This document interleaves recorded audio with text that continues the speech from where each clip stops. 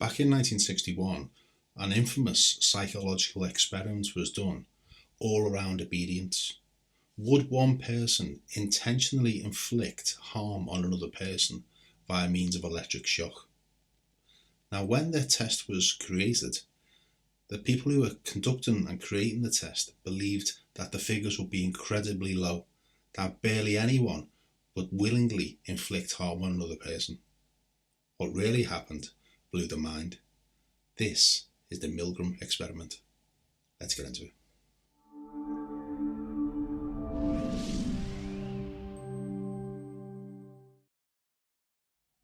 Hello and welcome to Therapy Business School. If you're new here, it's great to have you here. My name is James Taylor. I'm an online counsellor, hypnotherapist, life coach, hypnotherapy supervisor. I'm also an author, a podcaster and a YouTuber. This channel is all around helping therapists, both student and qualified, with some hints, tips, tricks to expand and make your business better than it is, whilst giving you some tools and tricks along the way. Today we're diving into the Milgram Experiment. So we're going back to 1961, and Stanley Milgram was a university psychologist at Yale. He came up with a concept around obedience, and could people be made to do something and go beyond their moral compass?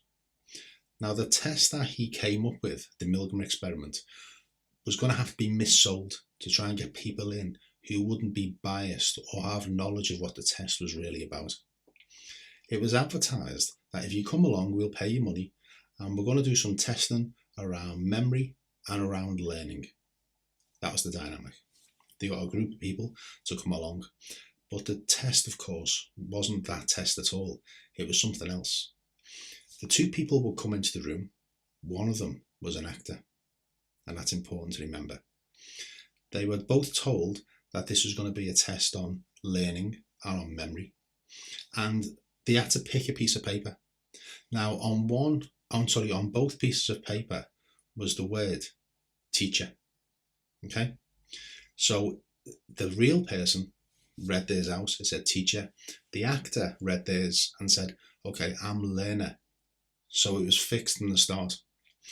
Now, this is how the test was going to progress. The learner was going to be strapped to what looked like an electrical chair, and the teacher, who in this case was the person who was unknown what was going on, was going to be in another room. And they could communicate via an intercom system. They could communicate to the other person, the actor, and ask them a series of questions. Now, the way the test was run, they had to give a load of words in pairs, like cat, dog, knife, spoon, whatever it might be. And then they were going to run the test and see whether the actor in the other room, in this case the learner, if they could remember them. Okay, with me so far? So the teacher is the one who's actually taking part in the psychological test. Now, the deal was this: if the person in the other room, the actor, if they got the question right, nothing happened. If they got the question wrong, the teacher, the person taking part in the psychological test, was to press a button on a large piece of machinery. That would give the other person in the other room an electric shock. And it went up in 15-volt increments. Now, marked on the dial of this was mild shock up to danger and severe. All right? So this was the dynamic. The teacher was unaware of any of this. The person in the other room was not going to receive any electric shock treatment at all. It was all staged. And in fact, the actor had recorded a load of verbals to be played back at appropriate moments during the test. Okay.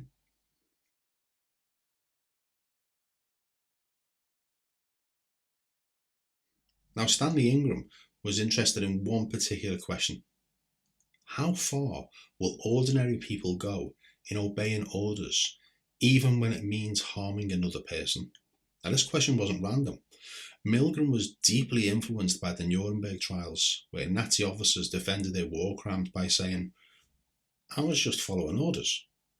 Okay, so the scene is set. The actor is in one room, supposedly wired up to an electrical chair.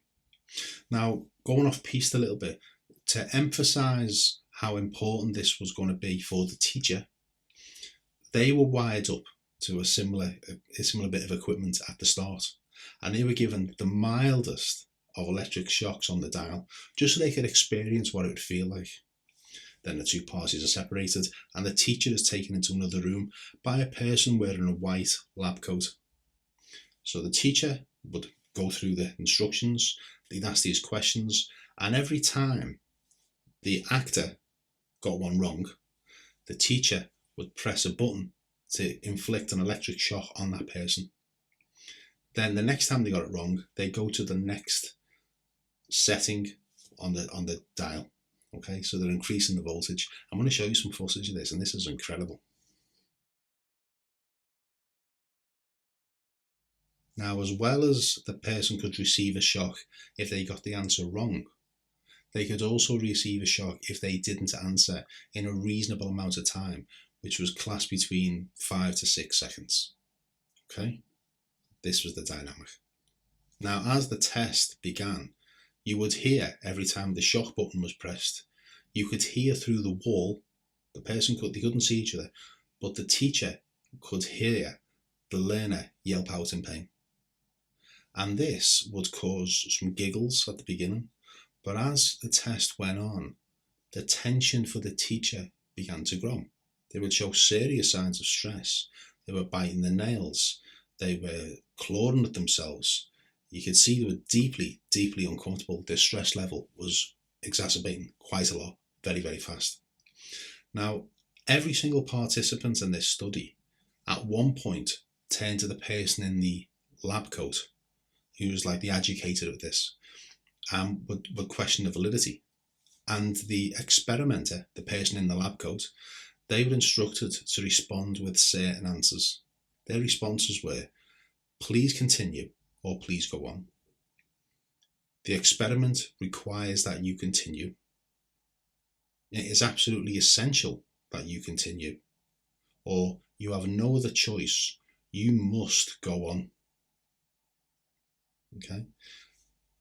Now this went on and on and on.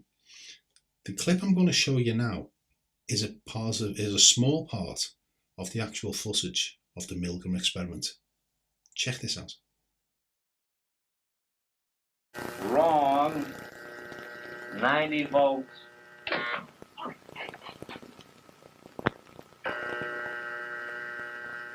Wrong. Volts. 135. Answer woman. N. White cloud. Horse, rock, house. Answer. Wrong. 150 volts. Answer, horse. Oh. Experiment. That's all. Get me out of here. I told you I had heart trouble. My heart's starting to bother me now. Get me out of here, please. Continue, please. Go right on. I refuse to go on. Let me out. Refuse to go on. The experiment requires you continue, teacher. Please continue. The next word is sad. Do I make you going? Continue, please. Oh, sad. Sad. Face, music, clown, girl.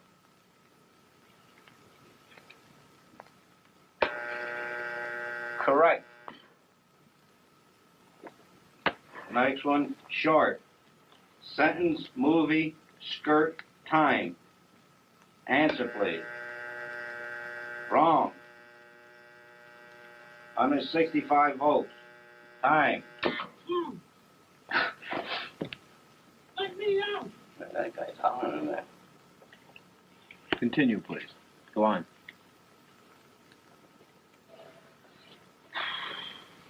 There's a lot of them here, you know. They have a heart condition there. You want me to go? Just continue, please.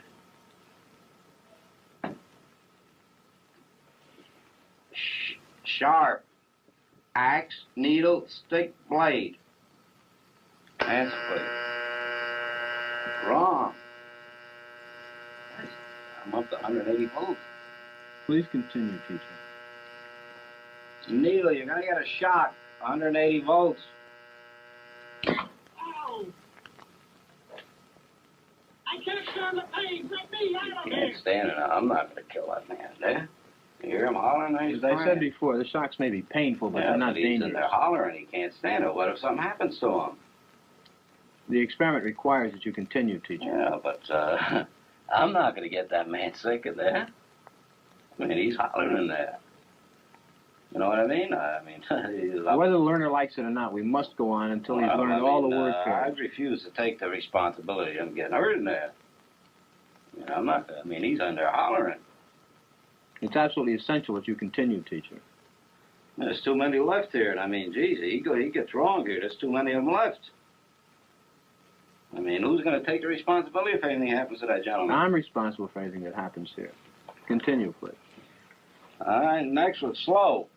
Walk, dance, truck, music. Answer, please. Wrong. 195 volts. Dance. Oh. Let me out of here. Let me out of here. Continue, Don't please. bother me. Let me out of here. You have no right to keep me here. Let me Well, I out. mean, he's Let me out of here. Let me out. Let me out of here. My heart's bothering me. Let me out. Let me out. Yeah, I mean, gee, I don't know. Well, the experiment requires Well, that I you mean, continue. I know it does, sir, but I mean, you don't know what he's getting in for. He's up to 195 volts. Answer, please.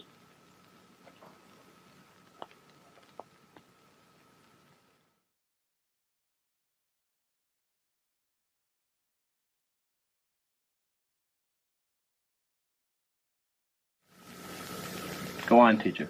Here, 375 volts. I think something's happened to that fellow in there. I don't get no answer. He was hollering on less voltage. Can't you check in and see if he's all right, please? Not once we've started. Please continue, teacher. Cool, day, shade, water, cave. Answer, please. Are you all right in there? Are you all right? Please continue, teacher. Well, you know, I keep giving him shocks. Continue, I'm please. up to 390. Continue, please. Something's happened to that man in there. Nice one, gold, dollar, necklace, moon, paint. Something's happened to that man in there. You better check in on him, sir. He won't answer me or nothing. Please continue. Go on, please. You accept all the responsibility? The responsibility is mine. Correct. Please go on. Gold, dollar, necklace, moon, paint. Answer, please. Are you all right? 405 volts. The answer is moon. Next one, heart, stone, head, bread, work. Answer, please. The answer is head, 420 volts. Next one, wet, night, grass, duck, cloth. The answer is duck, 435 volts. It says danger, severe shock here. Next X on the next one. Continue, please. 435 volts. Next one, brave, woman, soldier, dog, horse. Answer is woman, 450 volts. That's it. Now continue using the last switch on the board, please. The 450 switch for each wrong answer. Continue, please. I'm not getting no answer. Please continue. The next word is white. But you think you should look in on him, please? Not once we've started the But experiment. what if something's happened to the man, had an attack or something there? The experiment requires that we continue. Go on, please. Don't the man's health mean anything? Whether the learner likes it or not, we But must... he might be dead in there. I mean, some people can't take the shock, sir. Please I mean, continue. I don't tend to be rude, but I mean, I think you should look in on him. Whether All you gotta do is look at the door. If I don't get no answer, no noise, something I think has happened to the gentleman in there, sir. we must continue. Go on, please. You're gonna keep giving him what, 450 volts every shot now? That's correct. Continue. The next word is white. White, cloud, horse, rock, house. Answer, please. The answer is horse, 450 volts. Next word, sad.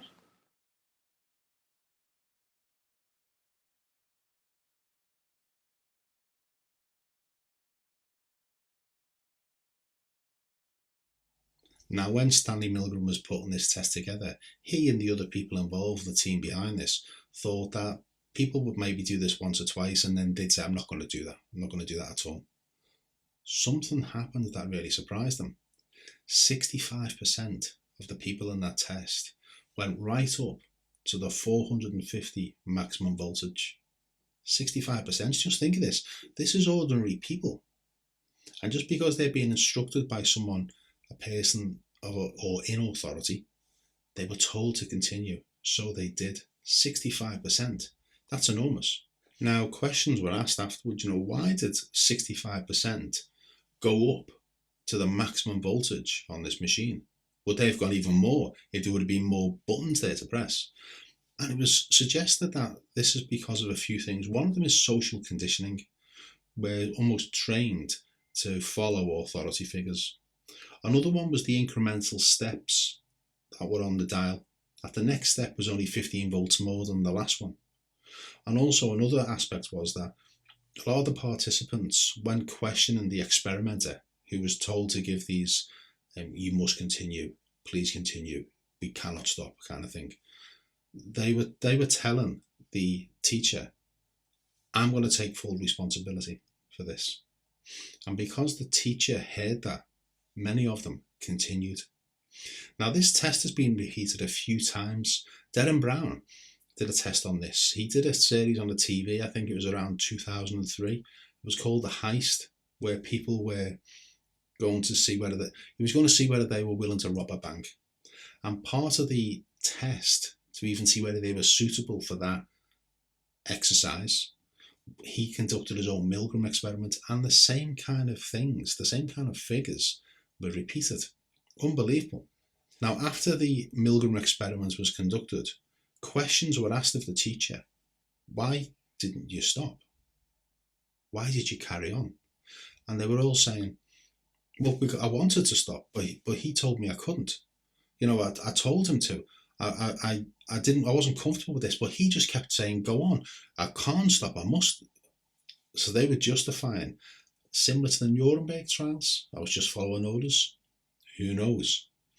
Now, after this questioning of the teacher took place, it was then disclosed that the person in the next room was an actor, and they hadn't received any electrical shocks at all. And in fact, what they do, they bring the actor in, and the relief on the teacher's face that they hadn't caused any harm. But in that moment, there was some serious stress going on for them. Now, this may be something you see in the therapy room. And here's what I mean by this.